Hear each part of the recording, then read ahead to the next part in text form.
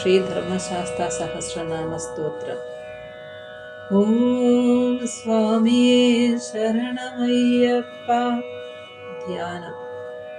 ध्यायेदुमापतिरमापतिभाग्यपुत्रम् वेत्रोज्ज्वलत्करतलं हसिताभिरामम्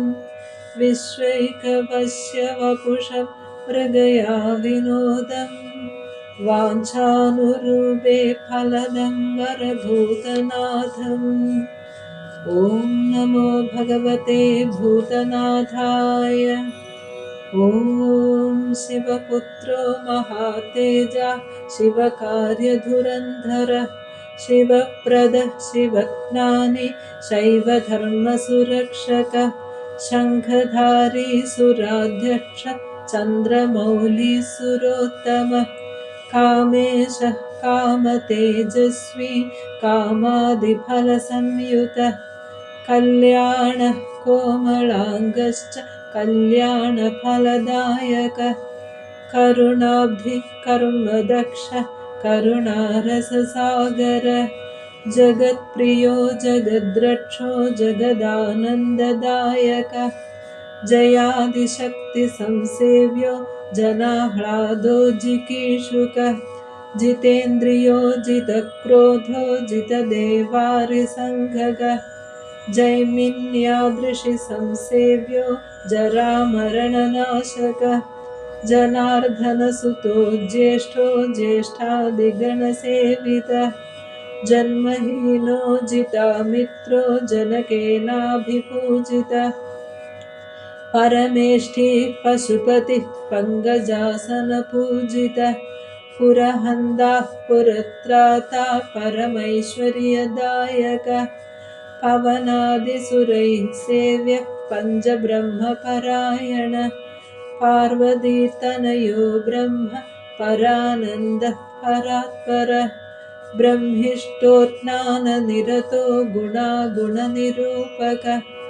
गुणाध्यक्षो गुणनिधिः गोपालेनाभिपूजितः गोरक्षको गोधनदो गजारूढो गजप्रियः गजग्रीवो गजस्कन्धो गभस्तिर्गोपतिः प्रभुः ग्रामपालो गजाध्यक्षो दिग्गजेनाभिपूजितः गणाध्यक्षो गणपतिर्गवांपतिरहर्पतिः जटाधरो जलनिभो जैमिन्यादृशि पूजितः जलन्धरनिहन्दा च शोणाच्च शोणवासकः सुराधिपः शोकहन्दा शोभाक्षः सूर्यतैजसः सुरार्चितः सुरैर्वन्द्यः शोणाङ्गः शाल्मलीपतिः सुज्योतिश्शरवीरघ्नः शरच्चन्द्रनिभाननः सनकादिमुनिध्येयः सर्वज्ञानप्रदो विभुः हलायुधो हंसनिभो हाहाहूमुखस्तुतः हरिहरप्रियो हंसो हर्यक्षासनतत्परः पावनः पावकनिभो भक्तपापविनाशनः भसिताङ्गो भयत्राता भानुमान् भयनाशनः त्रिपुण्ड्रगस्त्रिनयनः त्रिपुण्ड्राङ्कितमस्तकः त्रिपुरघ्नो देववरो देवारिकुलनाशकः सेनाधिपस्तेजस्तेजो राशिर्दशाननः दारुणो दोषहन्दा च दोर्दण्डो दण्डनायकः धनुष्पाणिर्धराध्यक्षो धनिको धर्मवत्सलः धर्मज्ञो धर्मनिरतो धनुःशास्त्रपरायणः स्थूलकर्णः स्थूलतनुः स्थूलाक्षः स्थूलबाहुकः तनुत्तमस्तनुत्राणस्तारकस्तेजसापतिः योगीश्वरो योगनिधिर्योगिनो योगसंस्थितः मन्दारवाडिकामत्तो मलयाचलवासभूः मन्दारकुसुमप्रख्यो मन्दमारुतसेवितः महाभाश्च महावक्षा मनोहरमदार्चितः महोन्नतो महाकायो महानेत्रो महाहनु मरुत्पूज्यो मानधनो मोहनो मोक्षदायकः मित्रो मेधा महौजस्वी महावर्षप्रदायकः भाषको भाष्यशास्त्रज्ञो भानुमान् भानुतैजसः भिषक् भवानि पुत्रश्च भवतारणकारणः नीलाम्बरो नीलनिभो नीलग्रीवो निरञ्जनः नेत्रत्रयो निषादत्नो नानारत्नोपशोभितः रत्नप्रभो रमापुत्रो रमया परितोषितः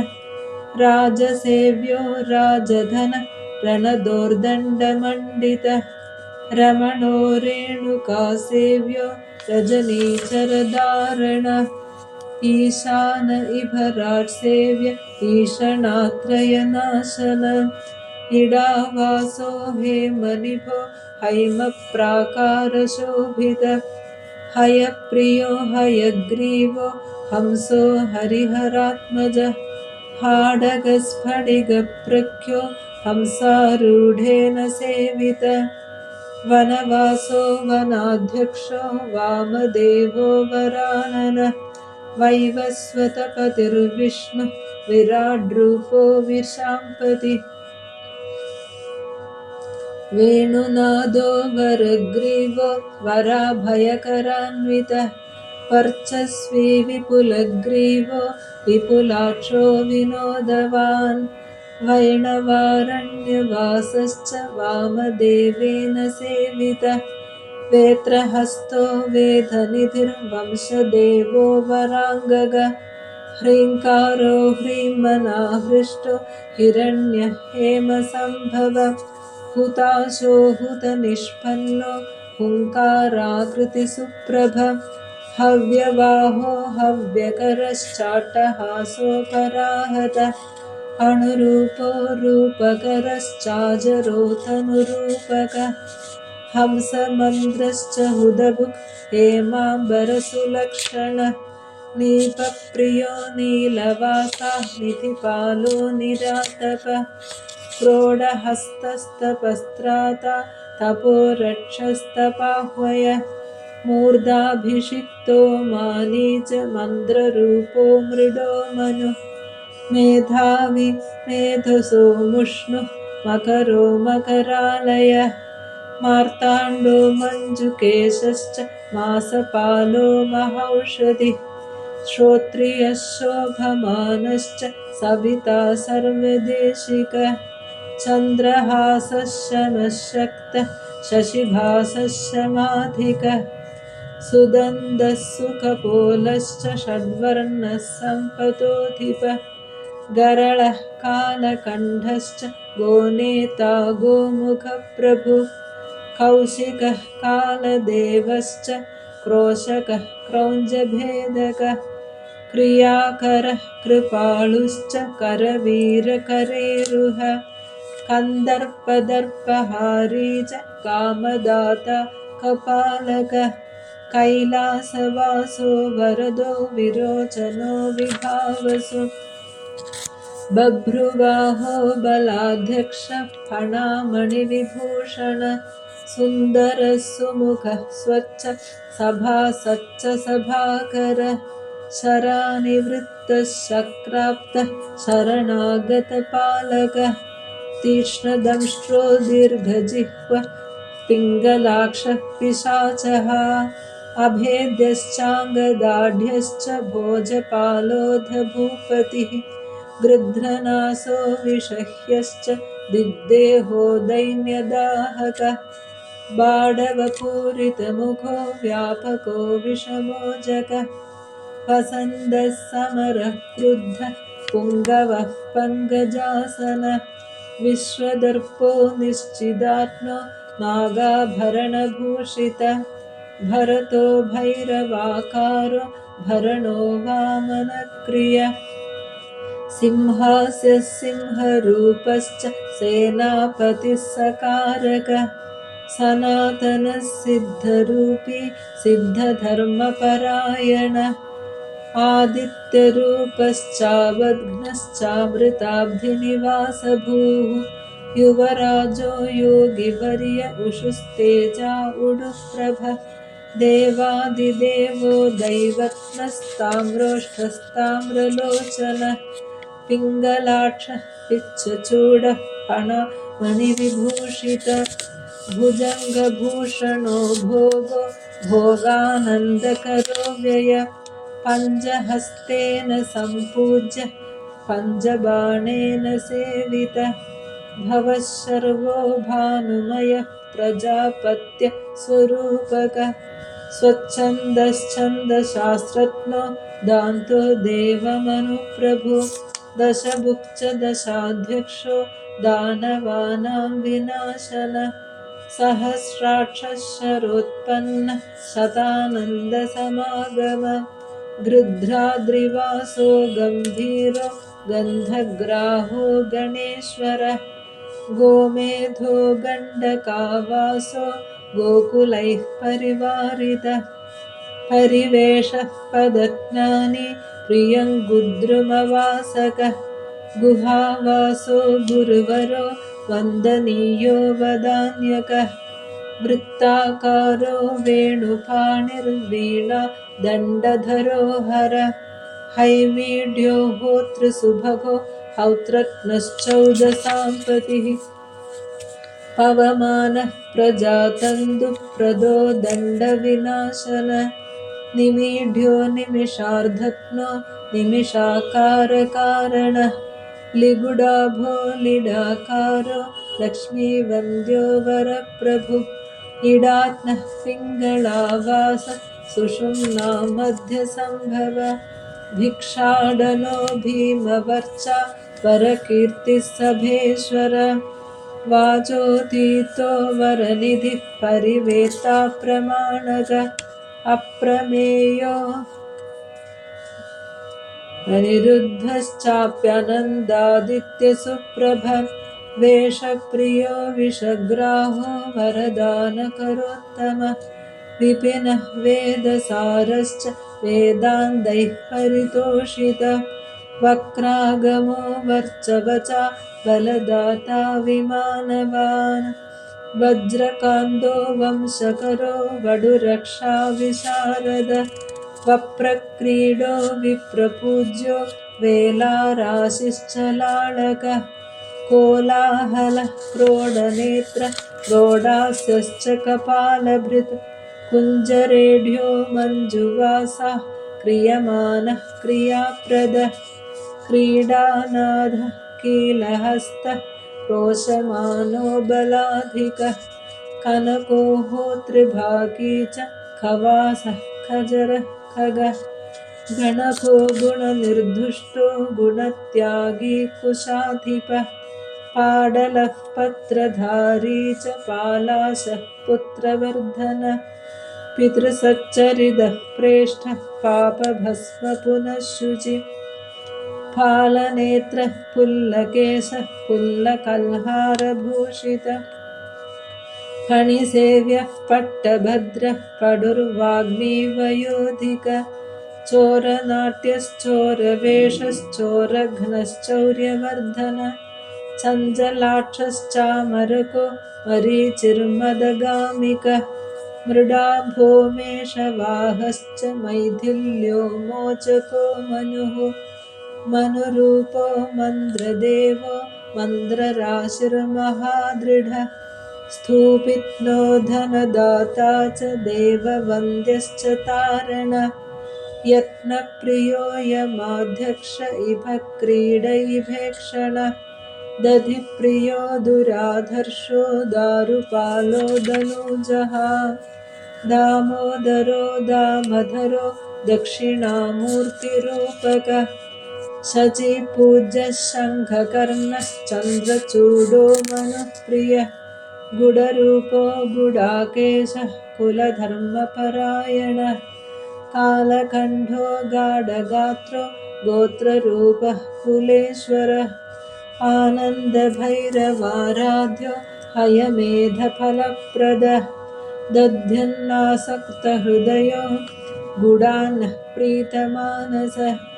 घृतान्नासक्तहृदयो गौराङ्गो गर्वभञ्जकः गणेशपूज्यो गगनः गणानां पतिरूर्जितः छद्महीनः शशिरदः शत्रूणां पतिरङ्गिराः चराचरमयः शान्तः शरभेषः शतातपः वीराराध्यो वक्रगमो वेदाङ्गो वेदपारगः पर्वतारोहणः पूषा परमेशः प्रजापतिः भावत्नो भवरोगघ्नो भवसागरतारणः चिदग्निदेहश्चिद्रूपश्चिदानन्दश्चिदाकृति नाट्यप्रियो नरपतिर्नरनारायणार्चितः निषादराजो निहारो नेष्टानिष्ठुरभाषण निम्नप्रियो नीलनेत्रो नीलाङ्गो नीलकेशकः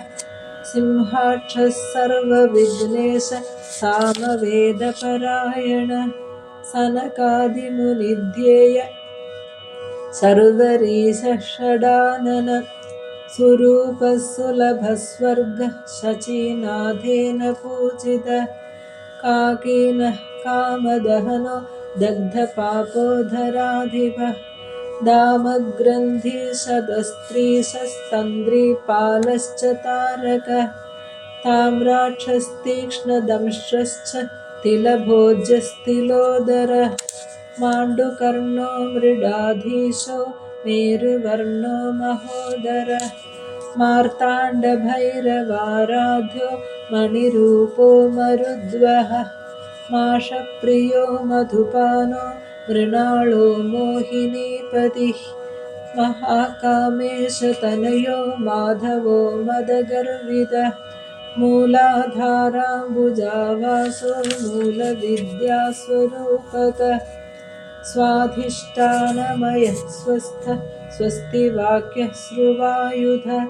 मणिपूराब्जनिलयो महाभैरवपूजितः अनाहताब्जरसिको ह्रीङ्काररसपेशलः भ्रूमध्यवासो भ्रूकान्दो भरद्वाजप्रपूजितः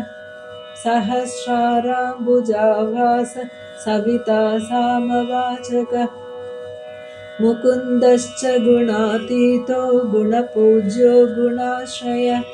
धन्यश्च धनवृद्धाहो धनदानकराम्बुजः महाशयो महातीतो मायाहीनो मदार्चितः माढरो मोक्षफलदः सद्वैरिकुलनाशनः पिङ्गळः पिञ्चचूडश्च पिशिताशः पवित्रकः पायसान्नः प्रियः पर्वपक्षमासविभाजकः वज्रभूषो वज्रकायो विरिञ्जो वरलक्षणः विज्ञानकलिकाबृन्दो विश्वरूपप्रदर्शकः दम्भघ्नो दमघोषघ्नो बालपासस्तपौजः द्रोणकुम्भाभिषिक्तश्च द्रोहिणाशस्तपातुरः महावीरेन्द्रवरदो महासंसारनाशनः लाकिनी हाकिनी लब्धो लवणाम्भोदितारणः काकीलः कालपाशघ्नः कर्मबन्धविमोचकः मोचको मोहनिर्भिन्नो भगाराध्यो बृहत्तनुः अक्षयो क्रूरवरदो वक्रागमविनाशनः डाकीनः सूर्यतेजस्वी सर्पभूषश्च सद्गुरुः स्वतन्त्रः सर्वतन्त्रेषु दक्षिणादिगधीश्वरः सच्चिदानन्दकलिकः प्रेमरूपः प्रियङ्करः मिथ्या जगदधिष्ठानो मुक्तिदो मुक्तिरूपकः मुमुक्षुः कर्मफलदो मार्गदक्षोऽधकर्मढः महाबुद्धो महाशुद्धः शुकवर्णः शुकप्रियः सोमप्रियः स्वरप्रीतः पर्वाराधनतत्परः अजपोजनहंसश्च फलपाणिप्रपूजितः अर्चितो वर्धनो वाग्मी वीरवेषो विधुप्रियः लास्यप्रियो लयकरो लाभालाभविवर्जितः पञ्जाननः पञ्जगुडः पञ्जयत्नफलप्रदः पाशहस्तः पावकेशः पर्जन्यसमगर्जनः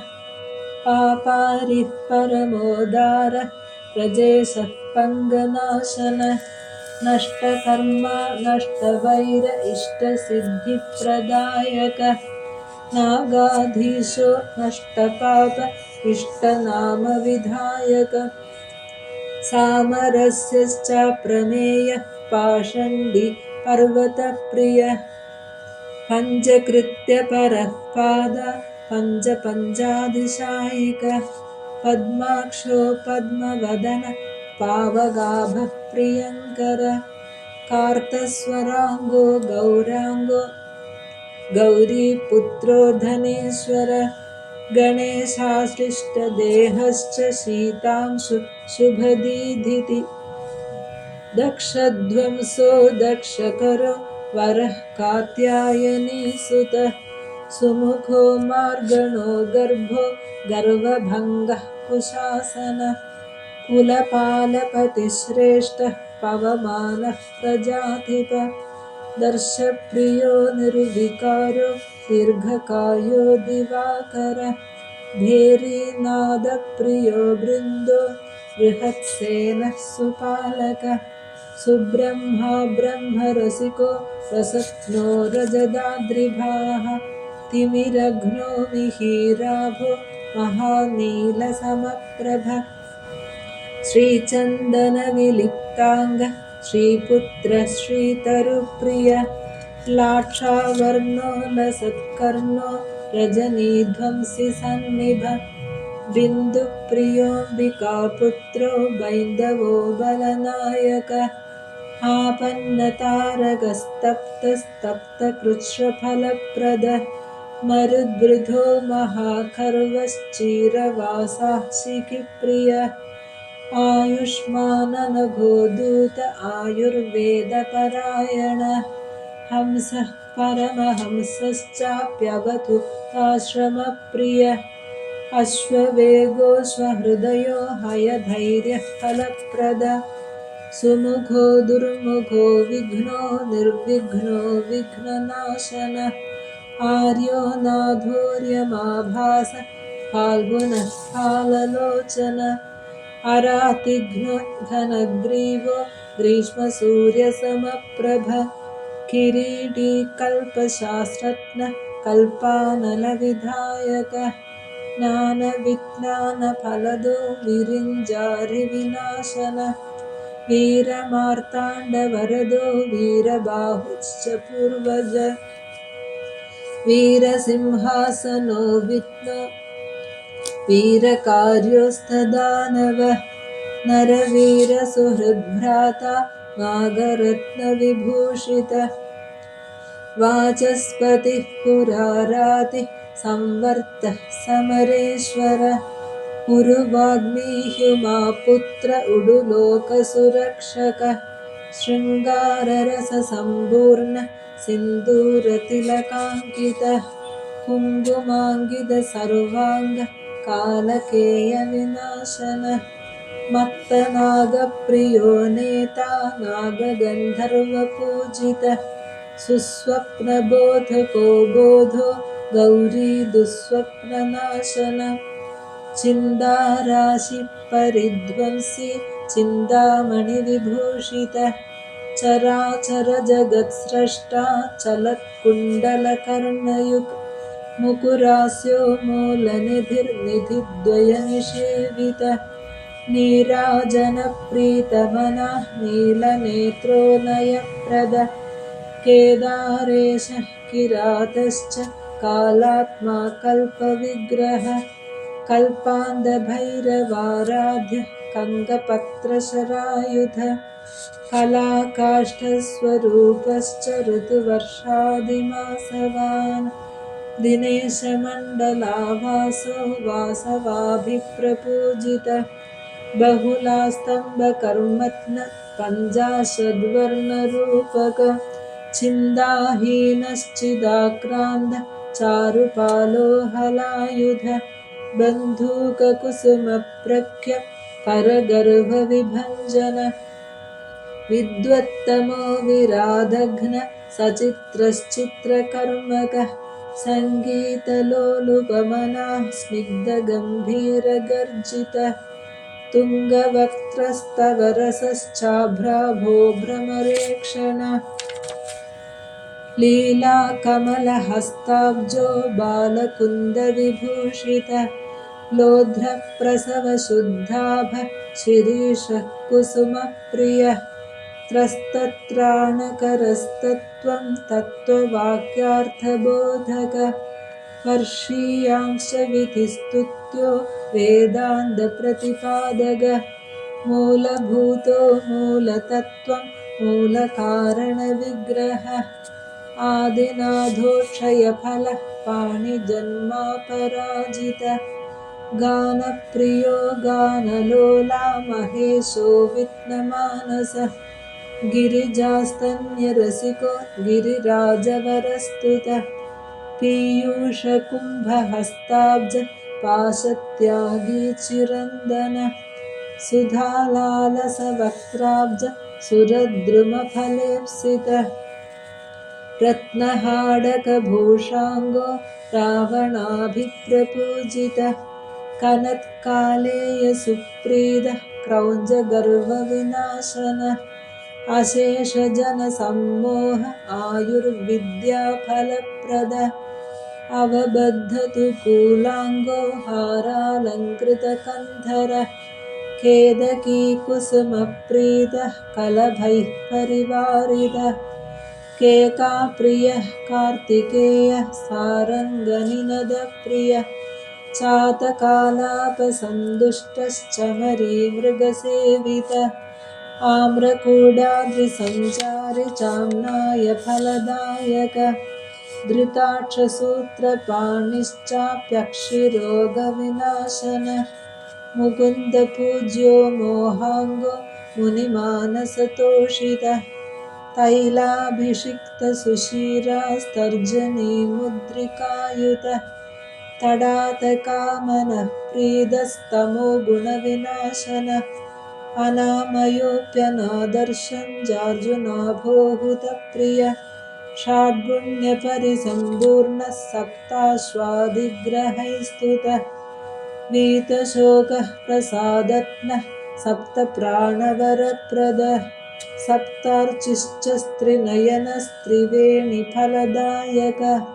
कृष्णवर्त्मा वेदमुखो दारुमण्डलमध्यगः वीरनूपुरपादाब्जो वीरकङ्गणपाणिमान् विश्वमूर्तिः शुद्धमुख शुद्धभस्मानुलेपन शुम्भध्वंसिन्यसम्पूज्यो रक्तबीजकुलान्दकः निषादादिस्वरप्रीद नमस्कारफलप्रदः भक्तारिपञ्जतादायी सज्जीकृतशरायुधः अभयङ्करमन्द्रत्नः कुब्जिकामन्द्रविग्रहः धूम्राशश्चोग्रतेजस्वी दशकण्ठविनाशनः आशुगायुधहस्ताब्जो गदायुधकराम्बुजः पाशायुधसुपाणिश्च कपालायुधसद्भुजः सहस्रशीर्षवदन सहस्रद्वयलोचन नानाहेतिर्धनुष्पाणि नानास्रग्भूषणप्रिय आश्यामकोमलरनुरारक्तापाङ्गलोचन द्वादशाहक्रदुप्रीदः पौण्डरीकफलप्रद अप्तोर्यामक्रदुमयश्चयनादिफलप्रद पशुबन्धस्य फलदो वाजपेयात्मदैवतः आब्रह्मकीडजननावनात्मा चम्पकप्रिय पशुपाशविभागत्न परिज्ञानप्रदायक कल्पेश्वरः कल्पवर्यो जातवेदाः प्रभाकरः कुम्भीश्वरः कुम्भपाणि कुङ्कुमाक्तललाडकः शिलीध्रपत्रसङ्काशः सिंहवक्त्रप्रवर्धनः कोकिलक्वणनाकर्णी कालनाशनतत्परः नैयायिकमदघ्नश्च बौद्धसङ्गविनाशनः धृतहेमाब्जपाणिश्च होमसन्तुष्टमानसः पितृयत्नस्य फलदः पितृवज्जनरक्षकः पदातिकर्मनिरतः पृषद्वाज्यप्रदायकः महासुरवधोद्युक्तः स्वास्थप्रत्यस्त्रवर्षकः महावर्षतिरोधानः नागाभृतकराम्बुजः नमः स्वाहावषट् पल्लवप्रतिपादकः महीरसदृशग्रीवो महीरसदृशस्तवः तन्द्रीवादनहस्ताग्रः सङ्गीतप्रीतमानसः चिदंशमुकुरावासो मणिकूडाद्रिसञ्चरः लीलासञ्जारतनुको लिङ्गशास्त्रप्रवर्तकः प्राकेन्दुद्युतिसम्पन्नो यागकर्मफलप्रदः मैनाकगिरिसञ्चारी मधुवंशविनाशनः तालखण्डपुरावासो तमालनिभतैजसः इति श्रीधर्मशास्तासहस्रनामस्तोत्रं सम्पूर्णम्। कायेन वाचा मनसेन्द्रियैर्वा बुद्ध्यात्मना वा प्रकृते स्वभावात् करोमि यद्यत् सकलं परस्मै नारायणायेति समर्पयामि। ॐ स्वामिये शरणमय्यप्पा।